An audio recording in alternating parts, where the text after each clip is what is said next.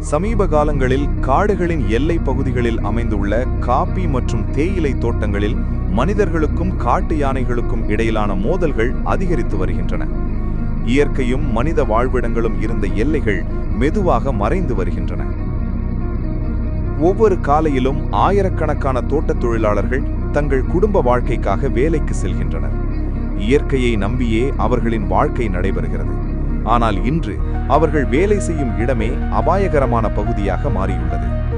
காடுகள் குறைவதும் பழமையான யானை இடம்பெயர்வு பாதைகள் மறைக்கப்படுவதும் காரணமாக காட்டு யானைகள் உணவும் தண்ணீரும் தேடி மனிதர்கள் வாழும் பகுதிகளுக்குள் நுழைகின்றன. இது யானைகளின் இயல்பான நடத்தை என்றாலும் சூழ்நிலை மாற்றம் மோதல்களை உருவாக்குகிறது. எதிர்பாராத நேரங்களில் யானைகள் தோட்டங்களுக்கு வரும்போது பயமும் குழப்பமும் உருவாகிறது. இதனால் மனித உயிரிழப்புகளும் பொருளாதார இழப்புகளும் ஏற்படுகின்றன. அதே நேரத்தில் யானைகளும் காயங்களுக்கும் ஆபத்துகளுக்கும் உள்ளாகின்றன. வல்லுநர்களின் கருத்துப்படி வனவிலங்குகளின் வாழிடங்கள் குறைவதும் இயற்கை சமநிலை பாதிக்கப்படுவதும் இந்த பிரச்சனையின் முக்கிய காரணங்களாகும். ஆயிரக்கணக்கான ஆண்டுகளாக பயன்படுத்தப்பட்ட யானை பாதைகள் இன்று மனித வளர்ச்சியால் மறைக்கப்பட்டுள்ளன.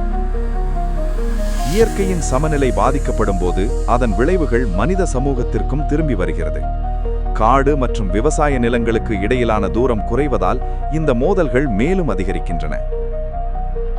முன்னெச்சரிக்கை அமைப்புகள், சோலார் வேலிகள் அமைத்தல், யானை வழித்தடங்களை பாதுகாத்தல் மற்றும் வனத்துறை வழிகாட்டுதல்களை கடைபிடித்தல் போன்ற நடவடிக்கைகள் இந்த பிரச்சனையை குறைக்க உதவும். மக்களிடையே விழிப்புணர்வு ஏற்படுத்துவதும் மிகவும் அவசியம். அரசாங்கம் பாதுகாப்பு திட்டங்களை வலுப்படுத்த வேண்டும். அதே நேரத்தில் மக்கள் இயற்கையின் விதிகளை மதித்து பாதுகாப்பு நடைமுறைகளை பின்பற்ற வேண்டும். ஒத்துழைப்பே நீண்டகால தீர்வாகும்.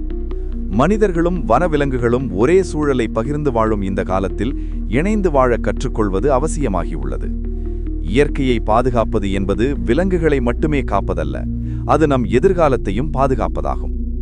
காட்டிற்கு இடம் கொடுத்தால் மட்டுமே மனிதனுக்கு பாதுகாப்பான எதிர்காலம் உருவாகும். வணக்கம்.